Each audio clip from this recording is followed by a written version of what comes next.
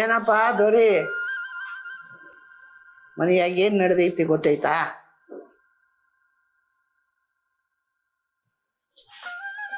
ಯಾಕವ ಏನಾತು? ಯಾಕೆ ಚಿಂತೆ ಮಾಡಕತ್ತಿ? ಎಲ್ಲ ಸರಿ ಹೊತ್ಬಿಡ.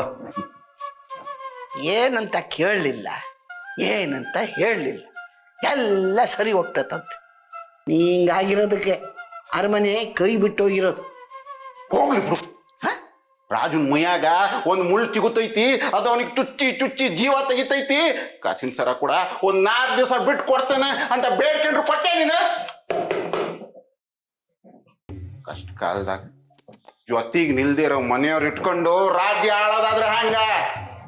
ಅಷ್ಟ್ರಲ್ಲೂ ಅದರಲ್ಲೂ ಊರಾಗ 4 ಎಕರೆ ಜಾಗ ಇಟ್ಕೊಂಡು ಅದನ್ನ ರಾಜ್ಯ ಅನ್ಬ.